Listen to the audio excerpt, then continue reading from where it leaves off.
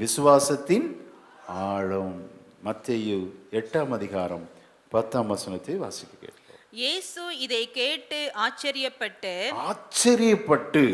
தமக்கு பின் செல்கிறவர்களை நோக்கி, இஸ்ரவேலருக்குள்ளும் நான் இப்படிப்பட்ட விசுவாசத்தை காணவில்லை என்று மெய்யாகவே உங்களுக்கு சொல்லுகிறேன். எல்லாம் சேர்ந்து வாசிக்கலாமா? எல்லாம் சேர்ந்து மத்தேயு 8:10 எல்லாம் சேர்ந்து வாசிக்கலாம். இயேசு இதை கேட்டு ஆச்சரியப்பட்டு, இஸ்ரவேலருக்குள்ளும் நான் இப்படிப்பட்ட விசுவாசத்தை காணவில்லை என்று மெய்யாகவே உங்களுக்கு சொல்லுகிறேன். ஆமென். அந்த வசனத்தின் மேலே கை வைத்து ஒரு சிறிய ஜெபம். பரிசுத்தமுள்ள நல்ல பிதாவே, நீர் எங்களோடு பேசும். உமது வார்த்தையை தியானிக்க போகிறோம். பரிசுத்த ஆவியானவர் இதை வியாக்கியானப்படுத்தி எங்கள் மத்தியிலே உமது அதிசயங்களை, வேதத்தின் அதிசயங்களை காணும்படிக்கு எங்களுடைய கண்களை திறந்தருளும் சுவாமி.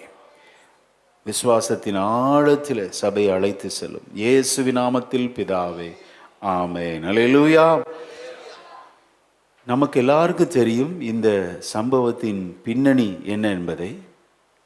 இந்த சம்பவத்தில் சொல்லப்படுகிற நபர் யார் என்றால் 100க்கு அதிபதி. பெயர் சொல்லப்படலை. பெயர் சொல்லப்படாத அநேகர் உண்டு.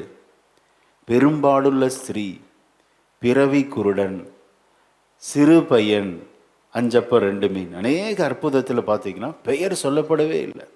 அப்போ மறைந்திருக்கிற சிலரை ஆண்டவர், அவங்களுடைய விசுவாசத்தை தேவன் கனம் பண்ணுகிறார். அல்லேலூயா. இன்றைக்கும் நீங்கள் வந்திருக்கிற உங்களுடைய வாழ்க்கையில் பெரிய பிரபலமடையாத ஒரு சாதாரண மனிதராக இருக்கலாம். நான் விசுவாசிக்கிறேன், இன்றைக்கு இந்த வசனத்தை தியானிக்கிற நம்முடைய வாழ்க்கையில் 100க்கு அதிபதியினுடைய வாழ்க்கையில் செய்த அதே அற்புதத்தை நம்முடைய வாழ்க்கையில் அப்பன் இயேசு செய்வாராக. அல்லேலூயா. இல்லை, கரங்களை தட்டி கர்த்தருக்கு மகிமை செலுத்துவோம். அல்லேலூயா. இங்கே விசுவாசத்தின் ஆழத்தை நாம் பார்க்கிறோம். இஸ்ரவேலருக்குள்ளும் இப்படிப்பட்ட விசுவாசத்தை நான் பார்க்கவே இல்லைன்னு சொல்லி ஆண்டவர் மெச்சிக்கொள்ளுகிறார். ஆமென். நம்முடைய ஆண்டவர் அப்ரிஷியேட் பண்ணுறதுல ஆண்டவரை போல ஒரு தேவன் இந்த உலகத்தில் யாருமே இல்லை. அல்லேலூயா. வேதம் நம்ம என்கரேஜ் பண்ணது பாருங்க. விசுவாசத்துக்கு நேராக நம்மை அழைக்கிறது. இப்படிப்பட்ட விசுவாசத்தை நீங்களும் பெற்றுக்கொண்டால் எவ்வளோ நல்லா இருக்கும் என்று ஆண்டவர் 100க்கு அதிபதியின் விசுவாசத்தை தேவன் சுட்டி காட்டி எல்லார் முன்பாக கனம் பண்ணுகிறார். ஆமென். அப்படி என்றால் அந்த விசுவாசத்தில் ஏதோ ஒரு ரகசியம் இருக்கிறது. ஆமென். அந்த ஆழத்தை நாம் கற்றுக்கொள்ளும் போது நம்முடைய பேர் என்ன? விசுவாசி. ஆக நாமும் இந்த விசுவாசத்தின் ஆழத்திலே கடந்து செல்லும்போது நம்மால் ஸ்தோத்திரம் செய்ய முடியாதவைகளை கர்த்தர் செய்வார். அல்லேலூயா. ஆமென். விசுவாசத்தில் பல வகைகள் உண்டு. அவிசுவாசம் அதான் 0லேருந்து ஸ்டார்ட் ஆகுது. there is no faith. அது பார்த்தீங்கன்னா வாசிக்க கேட்போம். மார்க்கு எழுதின சுவிசேஷம் 4ஆம் அதிகாரம் 40ஆம் வசனத்தை வாசிக்கலாம். அவன் அவர்களை நோக்கி, ஏன் இப்படி பயப்பட்டீர்கள்? ஏன் பயப்பட்டீர்கள்? ஏன் உங்களுக்கு விசுவாசம் இல்லாமல் போயிற்று? விசுவாசமே இல்லாமல் இருந்தது சீஷர்களிடம். கவனிக்கணும். லிட்டில் ஃபெய்த், அற்ப விசுவாசம். விசுவாசத்தின் வகைகளை நம்ம பார்க்கிறோம். முதலாவது ஸ்டெப் 0. அடுத்து லிட்டில் ஃபெய்த், அற்ப விசுவாசம். வாசிக்க கேட்போம். மத்தேயு 6:30. அற்ப விசுவாசிகளே, அற்ப விசுவாசிகளே, இன்றைக்கு இருந்து நாளைக்கு அடுப்பிலே போடப்படும் காட்டுப்புல்லுக்கு தேவன் இவ்விதமாக உடுத்துவித்தால் உங்களுக்கு உடுத்துவிப்பது அதிக நிச்சயம் அல்லவா? ஆக அற்ப விசுவாசம், விசுவாசமே இல்லாத அனுபவம், அற்ப விசுவாசம். அடுத்து விசுவாசத்தின் பார்த்தீங்கன்னா கூட்டு விசுவாசம். 9:2. ஆக 4 பேர் திமிர்வாதக்காரனை தட்டோடுகளை விலக்கி அப்படியே அந்த வீட்டுக்குள்ள இறக்கி அந்த திமிர்வாதக்காரனுடைய முடக்கு தன்மையை மாற்றினதை நாம் அறிந்திருக்கிறோம். அல்லேலூயா. 4 பேருடைய கோஆபரேட்டிவ் விசுவாசமே இல்லை, அற்ப விசுவாசம், ஒருங்கிணைந்த விசுவாசம். தொட்டால் போதும் சுகமாவேன்னு சொன்ன ஆமென் சோத்திரம் அந்த பெரும்பாடுள்ள ஸ்திரீயினுடைய விசுவாசம். இப்படி விசுவாசத்திலே வகைகள் உண்டு. ஆனால் இன்றைக்கு நம்ம தியானிக்க போகிற விசுவாசம், இஸ்ரவேலருக்குள்ளும் இப்படிப்பட்ட விசுவாசத்தை நான் பார்க்கவே இல்லை என்று ஆண்டவர் சொல்லுகிறார். அல்லேலூயா. அப்படி என்றால் இந்த 100க்கு அதிபதி அவனுடைய வாழ்க்கையில் இருந்த அந்த விசுவாசத்தின் அளவு எப்படிப்பட்டது? ஆக ஒரு ஆழமான விசுவாசத்திற்கு என்னெல்லாம் இருக்கும் என்று நம்ம தியானிக்க போகிறோம். எத்தனை பேர் ஆயத்தமா இருக்கிறோம்? ஆமென். ஸ்தோத்திர. வாசிக்க கேட்போம். அதே மத்தேயு 8:5-6 வாசிக்கலாம். இயேசு கப்பர்நகூமில் பிரவேசித்த போது 100க்கு அதிபதி ஒருவன் அவரிடத்தில் வந்து ஆண்டவரே, என் வேலைக்காரன் வீட்டிலே திமிர்வாதமாய் கிடந்து கொடிய வேதனைப்படுகிறான் என்று அவரை வேண்டிக் கொண்டான்.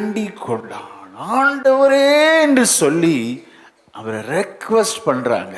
பொதுவா இந்த 100க்கு அதிபதி யார் என்றால் 100 பேருக்கு ஒரு ஹெட்டு, அதான் 100க்கு அதிபதி, செஞ்சுரின்னு சொல்லுவாங்க. ரோமருடைய ஆட்சியின் நாட்களில் இப்படி 100 படை வீரர்களை கொடுத்து அவர்களுக்கு ஹெட்டாக போட்ட இந்த 100க்கு அதிபதி நல்ல செல்வாக்குடையவன், நல்ல சோத்திரம் பதவியை உடையவன், அதிகாரம் உடையவன். ஆமென். ஜனங்கள் மத்தியில அவனுக்கு மதிப்பு மரியாதை இருந்தது. சோத்திரம். நல்ல செல்வம் நிறைந்தவன், ஒரு குறைவில்லைங்க. வீட்டில் அநேக வேலைக்காரர் இருந்தார்கள். அதுல ஒரு வேலைக்காரனுக்கு உடம்பு சரியில்லை. இன்னும் லூக்கா 7:2 இந்த வேலைக்காரன் மரண வேதனையிலே இருக்கிறான். அல்லேலூயா. மரணத்தின் விளிம்பில் இருக்கிறான். நமக்குள்ள ஒரு கேள்வி, டாக்டர் கைவிட்டுட்டாங்க, இவங்களுக்காக நம்ம ஜெபிக்கலாமா? கண்டிப்பா ஜெபிக்கலாங்க. விசுவாசத்தின் ஆமென் அளவை ஆண்டவர் கனப்படுத்துகிறார். ஆமென். ஒருபோதும் ஒப்பு கொடுத்து ஜெபிக்கவே கூடாது. இன்னைக்கு நிறைய ஊழியர்கள் பண்ற பெரிய தவறு என்ன அப்படின்னா, கடைசி நேரம்னு சொல்லி ஆண்டவரே இவர்கள் இருப்பது குடும்பத்துக்கெல்லாம் தொந்தரவா இருக்கிறாங்க, அப்படியே ஒப்பு கொடுத்துருவாங்க. எடுத்துக்கோங்க ஆண்டவரே. ஒருபோதும் செய்யக்கூடாதுங்க. ஒரு அவிசுவாசி, ஒரு ஜென்டைல், ஆமென், ஒரு புறஜாதியான 100க்கு அதிபதியினுடைய விசுவாசத்தை பாருங்க. மரணத்தின் விளிம்பில் இருந்த குடும்பத்தார் அல்ல, வீட்டில் வேலை செய்த கீழ்நிலையில் இருந்த ஒரு வேலைக்காரனுடைய சுகத்தை விரும்பினான். அல்லேலூயா. ஆமென். அவன் ரெக்வெஸ்ட் பண்ணது அவனுக்காகவோ அவனுடைய குடும்பத்தாருக்காகவோ உறவினருக்காகவோ அல்ல. சோத்திரம். என்ன தாராளமான ஒரு மனது பாருங்க. ஆமென். சோத்திரம். ஒரு ஜென்டைலுங்க. வேதம் அவனிடத்தில் இல்லை, நியாயப்பிரமாணம் அவனிடத்தில் இல்லை. அவன் ஆண்டவரை குறித்து கேள்விப்பட்டதனால் வந்த விசுவாசத்தின் விளைவு பிறர் மேல் எத்தனை கரிசனை. அதுவும் தன்னுடைய மேல் அதிகாரியின் மேல் அல்ல, வீட்டில் வேலைக்காரனாக இருந்த, தன்னுடைய அதிகாரத்திற்கு கீழே இருந்த, மரணத்தின் விளிம்பில் இருந்த ஒரு வேலைக்காரனுக்காக ஆண்டவரிடத்தில் வேண்டி நின்றதை பார்க்கிறோம். அல்லேலூயா. விசுவாசத்தின் ஆழத்தில் என்னெல்லாம் இருக்கும் அப்படின்னா, பிறர் மேல் கரிசனை. ஆமென். நம்மை விட, நமது குடும்பத்தாரை விட, ஸ்தோத்திரம், நமக்கு கீழே இருக்கிறவங்க யாரையும் அவ்வளோ நம்ம மதிக்க மாட்டோம். அப்படிதானே? நமக்கு மேலே இருக்கிறவங்களை கூட ஓடி ஓடி ஏதாவது பணிவிடை செய்வோம். ஆனால் நமக்கு கீழே இருக்கிறவங்களுக்கு எந்த ஒரு மதிப்பு மரியாதை கொடுக்க மாட்டோம். ஆனால் 100க்கு அதிபதியினுடைய நல்ல சுபாவம் என்னவென்றால், தனக்கு கீழான ஒரு சகோதரனை நேசிப்பதில் தயாள குணம் இருந்தது. ஆமென். விசுவாசத்தின் ஆழம் நமக்கு எதை உரைக்கிறது என்றால், பிறர் மீது, நமக்கு கீழாக இருக்கிற ஏழைகள், சோத்திரம், திக்கற்றவர்கள், ஆதரவற்றவர்கள், விதவைகள், அவர்கள் படுகிற ஆமென் பிரயாசத்தை நாம் விசாரிக்க வேண்டும். ஆமென். அதுவே எனக்கு முன்பாக சுத்தமான பக்தியாய் இருக்கிறது. அல்லேலூயா. நாவை அடக்காமல், இன்னைக்கு நிறைய பேர் பார்த்தீங்கன்னா நாவடக்கம் இல்லை. கிறிஸ்தவர்களுக்கு நாவடக்கம் ரொம்ப முக்கியம். அதை விட ஸ்தோத்திரம் மிக சிறந்த குணம் என்ன அப்படின்னா, நமக்கு கீழ்நிலையில் இருக்கிற ஜனங்கள் மேல் ஒரு கரிசனை வேண்டும். ஆமென். அப்ப விசுவாசத்தின் ஆழத்தில் முதலாவது இருப்பது அன்பு. ஆமென். அந்த அன்பு நமக்கு இல்லை என்றால், தேவனுடைய அன்பு இல்லை என்றால், இவ்வளோ பெரிய தீர்க்க தரிசனம் வெளிப்பாடுகள் இருக்கலாம். ஆமென். பெரிய ஆசீர்வாதங்களை நாம் பெற்றுக்கொள்ளலாம். அதெல்லாம் ஒன்றுமே இல்லைங்க. அந்நிய பாஷை பேசலாம், டிரான்ஸ்லேட் பண்ணலாம், பிசாசுகளை துரத்தலாம். ஆனால் இந்த பிறர் மீது, நமக்கு கீழ்நிலையில் இருக்கிற ஒருவர் மீது அன்பு இல்லை என்றால் நாம் ஒன்றும் இல்லை. இந்த காலை வெளியில விசுவாசத்தின் ஆழத்தில் தேவன் நம்மை அழைத்து செல்ல விரும்புகிறார். அல்லேலூயா. எத்தனை பேர் கேட்க முடியும், ஆண்டவரை இப்படிப்பட்ட அன்பை என்னுடைய இருதயத்தில் ஊற்றுங்க சுவாமி. அல்லேலூயா. இத்தனை வருஷம் நீங்க சுயநலவாதியாய் வாழ்ந்திருக்கலாம். ஆமென். ஒரு பேனா எடுத்து ஏதாவது எழுத சொன்னால் எதை எழுதுவீங்க? உண்மையை சொல்லணும். எதை எழுதுவீங்க? உங்கள் பேரை தான் எழுது. எவ்வளோ செல்ஃபிஷ். சைன் பண்ணுறது, பேனா கொடுத்து கொஞ்சம் எழுதி பாருங்களேன் அப்படின்னா ஃபுல்லாக சைன் பண்ணுவோம். யார் சைனு? இல்லை, நம்ம சைனு, நம்ம பேர். ஒரு ஃபோட்டோ எடுத்து கொடுத்து இதில் பாருங்கள், உங்கள் ஸ்கூலில் படித்த உங்கள் ஃப்ரெண்டெல்லாம் பார்ப்பீங்களா? ஃபஸ்ட்டு கண் எங்கே தான் போகும்? நான் எங்கே இருக்கிறேன், நான் எங்கே. செல்ஃபிஷ். அந்த சுயநலம் நம்ம பிறப்பிலே ஊறி இருக்கு, தவறு இல்லை. ஆனால் இன்றைக்கு இந்த முதல் நாள் கூட்டத்தில் இந்த சுயநலமான அன்பை பிறர் மீது நாம் காட்ட வேண்டும். அல்லேலூயா. நல்ல கரங்களை தட்டி, ஆண்டவரே இப்படிப்பட்ட அன்பு என்மேல் ஊற்றப்படுவதாக ஆண்டவரே. அல்லேலூயா. 100க்கு அதிபதி அவனுடைய குடும்பத்தாருக்காகவோ யாருக்காகவும் வரவில்லை, பிறருக்காக, தன்னுடைய கீழ்நிலையில் இருக்கிற ஒரு வேலைக்காரனுக்காக வந்து. அப்போ ஆண்டவர் சொல்லுகிற பதில் என்ன? அடுத்த வசனத்தை வாசிக்கலாம். நான் வந்து அவனை சொஸ்தமாக்குவேன் நான் வந்து அவனை சொஸ்தமாக்குவேன் என்றார். அல்லேலூயா. நம்ம அப்படி ஒரு கரிசனை இருந்தால் இயேசு அதைவிட கரிசனை உள்ள தேவன். அல்லேலூயா. ஆமென். யாரையும் அற்பமா நினைக்காதீங்க. எத்தனை பரம ஏழையா இருந்தாலும் சரி, திக்கற்றவர்களாக இருந்தாலும் சரி, அனாதைகளாக இருந்தாலும் அவர்கள் தேவனுடைய சாயலில் சிருஷ்டிக்கப்பட்டவர்கள். ஆமென். அல்லேலூயா. தேவனுடைய சாயல் பாரு. அப்படி நம்ம எல்லாரையும் கனம் பண்ணணும். நம்மிலும் மேலானவர்களாக கருதி தான் கை கொடுக்கணும், பேசணும். ஒருபோது நமக்கு கீழே நினைச்சிடக்கூடாது. இந்த காலை வேளையில் இப்படிப்பட்ட ஒரு நல்ல தாழ்மையுள்ள இருதயம் நமக்கு வேணும். ஆமென். விசுவாசத்தின் ஆழத்தில் என்ன இருக்கும் அப்படின்னு? அன்பு இருக்கும், பெரிய கரிசனை இருக்கும். விசுவாசத்தின் ஆழம் நமக்கு எப்போ கிடைக்கும் அப்படின்னா தாழ்மையுள்ள குணம். அல்லேலூயா. அடுத்த வசனத்தை வாசிக்கலாம். 8ஆம் வசனத்தை வாசிக்கலாம்.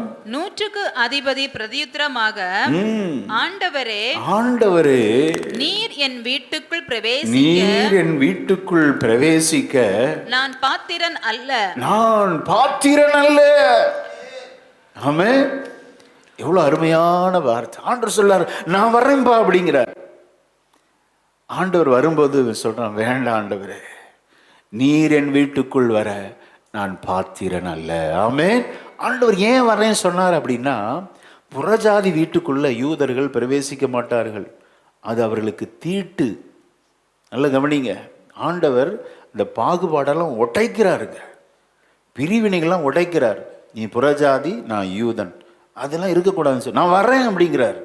எந்த யூதனும் புறஜாதிகள் வீட்டுக்குள்ளே பிரவேசிக்க மாட்டார்கள். கொடுக்கல் வாங்கல் அவர்களுக்குள்ள இருக்காது. அப்படி இருந்துச்சுன்னா தீட்டாக நினைப்பார்கள்.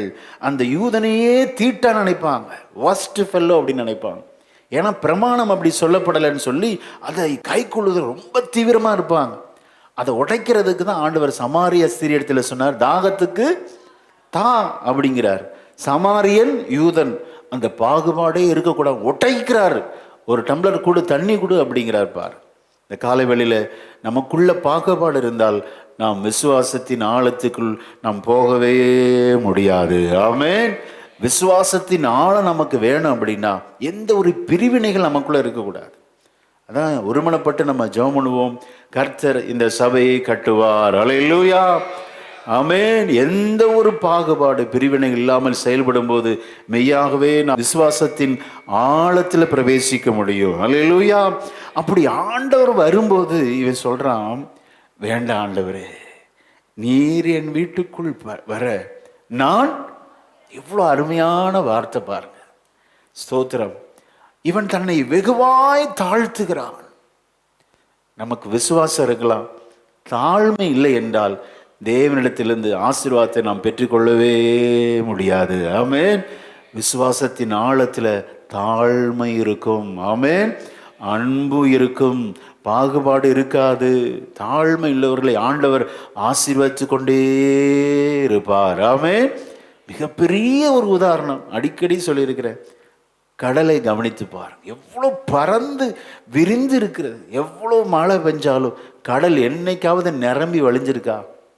அது தன்னை தாழ்த்தி கொண்டே இருக்கிறது. எத்தனை ஜீவராசிகள் பாருங்க, அதிலே வாழ்கிறது. நம்ம தாழ்த்தும் போது அநேகர் ஆசீர்வதிக்கப்படுவார்கள். ஆமென்.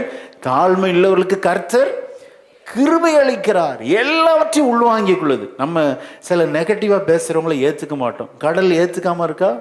சாக்கடை தண்ணி உள்ள வருது, ரசாயன தண்ணி உள்ள வருது. ஸ்தோத்திரம். பாருங்க, எல்லாவற்றையும் ஏற்றுக்கொள்றது. உலகத்திலே சிறந்த குணம், எப்பேற்பட்ட நெகட்டிவிட்டி இருந்தாலும் we should accept them. ஆமென்.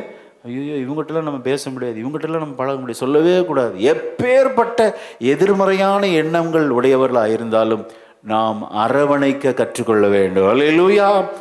அதற்கு தேவை தாழ்மை. ஆமென். இவன் சொல்றான், இவன் செல்வாக்குடையவனுங்க, இவனுக்கு பணத்துல குறைவே இல்லை, அதிகாரத்துல குறைவில்லை, புகழுக்கு குறைவில்லை, ஸ்தோத்திரம், ஆமென், பதவி குறைவில்லை, நல்ல வேலைக்காரர்கள் உண்டு. ஆனாலும் ஆண்டவர் பார்த்து சொல்கிறான், நீர் என் வீட்டுக்குள் வர நான் பாத்திரன் அல்ல. ஆமென்.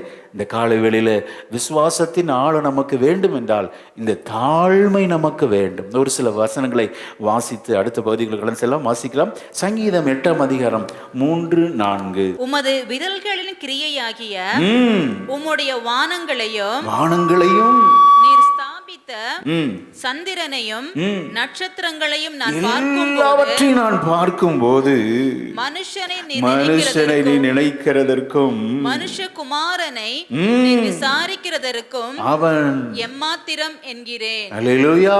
சங்கீதக்காரன் தாவீதினுடைய எண்ணம் பாருங்க. வானத்தின் நட்சத்திரங்கள் எல்லாம் பார்க்கிறார். இவ்வளோ பெரிய சிருஷ்டி கர்த்தா, நீர் என்னை விசாரிக்க, நீர் என்னை நினைக்க அடியான் எம்மாத்திரம். அல்லேலூயா. தேவ சமூகத்துக்கு வரும்போது அப்படி நம்மை தாழ்த்தணும். 800 கோடி இருக்கிறாங்களே, எத்தனையோ படித்தவர்கள் உண்டு, பட்டம் பெற்றவர்கள் உண்டு, பணக்காரர்கள், பதவியில் இருக்கிறவர்கள் உண்டு. அவர் எல்லாரையும் விட எத்தனையோ ரட்சிக்கப்படாதவர்கள். எனக்கு விலையேற பெற்ற ரட்சிப்பை கொடுத்துருக்கிறீங்களப்பா, அடிமை எம்மாத்திரம். ஹல்லேலூயா. நல்ல கரங்களை தட்டி தாழ்வில் நம்மை நினைத்திருக்கிறாரு. ஹல்லேலூயா. ஆமென். கர்த்தர் எனக்கு கொடுத்த ரகசியம் என்ன அப்படின்னா, நீ தாழ்த்தி கொண்டே இரு, நான் உன்னை உயர்த்தி கொண்டே இருப்பேன். ஆமென். இதுதான் இன்னைக்கு உங்களுக்கு ஆண்டவர் சொல்றார். எவ்வளோ தூரம் தாழ்த்துறீங்களோ ஆண்டவர் உங்களுக்கு நல்ல படிப்பை கொடுப்பார், கை நிறைய சம்பளத்தை கொடுப்பார், லட்சக்கணக்கில் தேவன் உங்களை ஆசீர்வதிப்பார். விசுவாசிக்கிறீங்களா? இந்த 21 நாட்கள் முடியும் போது அந்த கீழ்ப்படுதல் உங்களுக்கு இருக்குமானால் மிகுதியான ஆசீர்வாதத்தை நீங்கள் பெற்றுக்கொள்வீர்கள். ஆமென். தாழ்த்தணும் தேவ சமூகத்தில். பாத்திரன் அல்ல ஆண்டவரே. மனத்தாழ்மை. அடிக்கடி சொல்லுவேன், தாழ்வு மனப்பான்மை இருக்கக்கூடாது. ஐயோ நம்ம ஒன்றும் ஆகாது, சோத்திரம், நான் தண்டச்சோறு, வேஸ்ட்டு, கையால் ஆகாதவன், அப்படி சொல்லக்கூடாது. அது தாழ்வு மனப்பான்மை, இன்ஃபீரியாரிட்டி காம்ப்ளெக்ஸ், அது வேற. அதை அப்படியே மாற்றி போடுங்க. மனத்தாழ்வை, மனதளவிலே தாழ்மை. எப்படி தாழ்மை? ஹியூமிலிட்டி. இன்ஃபீரியாரிட்டி காம்ப்ளெக்ஸ் வேற, ஹியூமிலிட்டி வேற. டிஃப்ரென்ஸ் புரிஞ்சுக்கணும். மனதில் சிலவ தாழ்த்துவாங்க, ஆனால் மனதில் பயங்கர கர்வம், அகங்காரம், செருக்கு இருக்கும். அது இருக்கக்கூடாது. மனதிலும் தாழ்மை, அதுதான். அல்லேலூயா. அப்படிப்பட்டவர்களை தேவன் ஆசீர்வதித்து பெருக பண்ணுவார். ஆமென். யோபு, பக்தன் யோபு சொல்றான் பாருங்க, ரொம்ப அருமையான வார்த்தைங்க. அதெல்லாம் உங்க இருதயத்தில் எழுதி வச்சுக்கணும். வாசிக்கலாம். யோபு 7ஆம் அதிகாரம் 17ஆம் வசனம். மனுஷனை நீர் ஒரு பொருட்டாக எண்ணுகிறதற்கும், ஒரு பொருட்டாக எண்ணுகிறதற்கும், அவன் மேல் சிந்தை வைக்கிறதற்கும், காலைதோறும் அவனை விசாரிக்கிறதற்கும், நிமிஷம் தோறும் அவனை சோதிக்கிறதற்கும் அவன் எம்மாத்திரம். அல்லேலூயா. ரொம்ப தாழ்மை உள்ள வசனம். இந்த வசனத்தை வாசிக்கும் போதே ஆண்டவர் இப்படிப்பட்ட சிந்தையினால என் சிந்தை நிரப்பும் இல்லை, பிறர் மீது அன்பு. ஆமென். இரண்டாவது என்ன குணம் வேணும்? தாழ்மை. Praise the Lord. அடுத்து வாசிக்கலாம். ஒரு வார்த்தை மாத்திரம் சொல்லும், ஒரு வார்த்தை மாத்திரம் சொல்லும், அப்பொழுது என் வேலைக்காரன் சொஸ்தமாவான். அல்லேலூயா.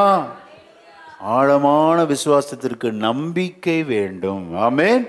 எதன் மேல்? கர்த்தருடைய வார்த்தையின் மேல ஆழமான நம்பிக்கை. அல்லேலூயா. ஆழமான விசுவாசம். ஆமென். Blind faith. குருட்டுத்தனமா நம்பிருடுங்க, கண்மூடித்தனமா நம்பிடணும். எதை அப்படின்னா? தேவனுடைய வார்த்தை. அல்லேலூயா. அந்த வார்த்தை, ஒரு வார்த்தை போதும் ஆண்டவரே. இந்த காலை வேளையில எத்தனை பேர் அப்படி விசுவாசிக்க முடியும்? ஆமென். விசுவாசம் நமக்கு வேணும், அற்ப விசுவாசம் அல்ல. விசுவாசம் இல்லாமதபடினால அநேக ஆண்டவர் அற்புதத்தை செய்யாமல் போனார்ன்னு இருக்கு. விசுவாசம் தான் பேசிக்குங்க. இங்க யாரை நம்பி வந்திருக்கிறோம் அப்படின்னா, கர்த்தருடைய வார்த்தையை நம்பி வந்திருக்கிறோம். ஆமென். ஒரு வார்த்தை சொல்லுங்க ஆண்டவரே, அது என்னை மாற்றும், என் வாழ்க்கையை புரட்டி போடும் என்ற ஆழமான நம்பிக்கை. ஆமென். நீரும் வருத்தப்பட வேண்டாம். ஸ்தோத்திரம். நீங்க ஒரு வார்த்தை சொல்லுங்க போதும் ஆண்டவரே. அடுத்த வசனத்தை வாசிக்கலாம். கீழ்ப்பட்டவனா இருந்தோம். நான் அதிகாரத்திற்கு அதிகாரி இருக்கிறாங்க, அவங்களுக்கு கீழ்ப்பட்டி இருக்கிறதுல ரொம்ப கருத்தா இருக்கிறான், ரொம்ப ஜென்டில்மேன்ங்க. நம்ம மேல் அதிகாரிக்கு கண்டிப்பா கீழே அடங்கி இருக்கணும். அல்லேலூயா. ஆமென். எனக்கு அதிகாரத்துக்கு மேல இருக்கு, அவங்களுக்கு நான் கீழ்ப்பட்டினவன் இருந்தும், வாசிங்க, கீழ்ப்பட்டிருக்கிற சேவகரும் உண்டு. எனக்கு கீழானவர்கள் இருக்கிறாங்க, எனக்கு மேலானவர்களும் இருக்கிறாங்க, எனக்கு கீழானவர்களும் இருக்கிறாங்க. எல்லாரையும் கவனிச்சு பார்க்கிறேன், ஒரு காரியத்தை நான் பார்க்கிறேன். வாசிக்கலாம். நான் ஒருவனை போவென்றால் போகிறான், போ என்றால் போகிறான், மற்றொருவனை வா என்றால் வருகிறான், என் வேலைக்காரனை இதை செய் என்றால் செய்கிறான் என்றான். பாத்தீங்களா? நான் அதிகாரத்திற்கு கீழ்ப்பட்டு இருக்கிறேன், எனக்கும் அதிகாரம் இருக்கிறது. என் வார்த்தைக்கு அவ்வளவு அதிகாரத்து. ஒருத்தனை போனா போறான், வானா அத்தனை அதிகாரம் ஒரு வேலைக்காரன் மேல் இருந்தால், என் அதிகாரத்தை பார்க்கிலும் உம்முடைய வார்த்தைக்கு அத்தனை அதிகாரம் உண்டு என்று நான் விசுவாசிக்கிறேன். சோத்திர, என்னுடைய அதிகாரம் ஒரு வேலைக்காரன் மேல், ஆனால் உம்முடைய அதிகாரம், ஓ சோத்திரம், ஓ என்னுடைய வீட்டிலே படுத்து கிடக்கிற நோய்வாய்ப்பட்டிருக்கிற அந்த நோயின் மேல் உமக்கு அதிகாரம் உண்டு. ஹல்லேலூயா. ஆமென். என்னுடைய அதிகாரம் இந்த மனிதர்களால் கையாளப்படுகிற அதிகாரம், ஆனால் உம்முடைய அதிகாரம் ஆவிக்குரிய அதிகாரம். ஆமென். இந்த காலை வேளையில சில பிரச்சனைகளோடு நீங்கள் போராடி கொண்டிருக்கலாம். இந்த வார்த்தையை கேட்கிற உங்களுடைய வாழ்க்கையில சில நோய் நொடிகள் உங்களை துரத்தி கொண்டிருக்கலாம். கர்த்தருடைய ஆவியானவர் உரைக்கிறார், ஓ எல்லா அதிகாரத்திற்கும் மேலான ஒரு அதிகாரத்தை உடையது கர்த்தருடைய வார்த்தை. அது இப்பொழுது புறப்பட்டு வரும்போது உங்கள் நாடி நரம்புகளுக்குள்ள தேவன் வல்லமையை அனுப்ப அவர் சித்தமுள்ளவராயிருக்கிறார். ஓ, நீ வியாதியோடு இருப்பது தேவனுடைய சித்தம் அல்ல. அல்லேலூயா. நீ சுகமாயிருப்பது கர்த்தருடைய சித்தம். ஆமென். எப்பேற்பட்ட வியாதியா இருந்தாலும் பயப்படாதீங்க. 21 நாள் வாருங்கள், திடீரென்று ஒரு வார்த்தை கிரியை செய்து அந்த வார்த்தை உங்களை சுகமாக்கும். ஆமென். நம்பிக்கை நமக்கு ரொம்ப முக்கியம், விசுவாசம் நமக்கு முக்கியம். ஹல்லேலூயா. உங்களுடைய வாழ்க்கையில சோர்ந்து போய் வந்திருக்கிறீங்களா? ஒரு வார்த்தை போதுங்க. உங்களுடைய ஆழமான விசுவாசத்தை பாருங்க. இவனுக்கு யாரும் கற்றுக் கொடுக்கல, ஆனால் தேவனுடைய வார்த்தையை பலமாய் நம்பினான். அல்லேலூயா. முதலாவது, விசுவாசத்தின் ஆழத்தில் என்னெல்லாம் இருக்கும்? அன்பு இருக்கும். இரண்டாவது, தாழ்மை இருக்கும். மூன்றாவது, நம்பிக்கை. விசுவாசம் ரெண்டுமே பிரிக்க முடியாத ஒன்று. கடைசியாக, சாட்சியுள்ள வாழ்க்கை. ஆமென். கவனிங்க, லூக்கா 7 நீங்க வீட்டில் போய் வாசித்து பாருங்க. இங்க மேத்யூ ரொம்ப ஷார்ட் அண்ட் ஸ்வீட்டா அப்படி கண்டென்ஸ் பண்ணி எழுதியிருக்கிறார். லூக்கா அவர் ஒரு மருத்துவர் அல்லவா? ஒரு மருத்துவர் விசாரிக்கும் போது எல்லாம் டீட்டெயிலில் விசாரிச்சுட்டு தான் ப்ரிஸ்கிரிப்ஷன் எழுதுவார். டீட்டெயிலாக எழுதுறாரு. இந்த இதை யாரெல்லாம் வந்தது? முதலாவது, இந்த அதிகாரி யூதர்களை அனுப்புகிறான். அப்போ யூதர்களோடு இவனுக்கு நல்ல ஒரு சாட்சி உள்ள ஜீவியம். உங்களுக்காக ஒருத்தர் போய் பேசுகிறாங்கன்னா உங்கள் மேலே அவங்களுக்கு மரியாதை இருக்கணும், அன்பு இருக்கணும். சும்மா போக மாட்டாங்க. யூதர்களுக்கும் ஜென்டைல்ஸுக்கும் ஆகாது. ஆனால் நீங்கள் வீட்டில் போய் கண்டிப்பாக இந்த 7ஆம் அதிகாரத்தை வாசித்து பாருங்க, ரொம்ப அருமையாக இருக்கும். யூத குலம் அவர்கள் போய் கெஞ்சுறாங்க. என்ன கெஞ்சுறாங்க? வேலைக்காரனுக்கு வந்து கொஞ்சம் சொஸ்தமாய்க்கிறீங்களே, அது நீங்கள் அவன் வீட்டுக்கு வர்றதுக்கு அவன் பாத்திரவான். ஏன் அப்படின்னா, நம்ம யூத குலம் நமக்கு ஒரு ஜெப ஆலயத்தை கட்டியிருக்கிறான். இந்த புறஜாதி ஜெப ஆலயத்தை கட்டியிருக்கிறான். தனக்கு கீழானவர்களுக்கு கரிசனையாக இருக்கிறான். மேலான அதிகாரத்துக்கு கீழ்பட்டிருக்கிறான். யூதர்களோடு நல்ல ஐக்கியம் மட்டுமல்ல, யூதர்கள் வந்து சொல்லுவாங்களா, உடனே ஆண்டவர் ஸ்பீடாக நடையை கட்டி வீட்டுக்கு போவார். அப்போ அங்கேருந்து ஒரு குரூப் வரும். யார் அப்படின்னா, சிநேகிதர்கள். நண்பர்களோடு நல்ல ஐக்கியம், யூதர்களோடு ஐக்கியம், மேல் அதிகாரிகளோடு ஐக்கியம், கீழான வேலைக்காரர்களோடு அது அதிக நெருக்கம், பரிவு, கரிசனை, எல்லாவற்றுக்கும் மேலாக விசுவாசத்தின் ஆழத்தில் இருக்க வேண்டிய ஒரு சிறந்த குணம் சாட்சியுள்ள வாழ்க்கை. ஆமென். இந்த உலகத்தில் ஒன்று நம்ம கொண்டு போவதில்லை, கொண்டு வந்ததும் இல்லை.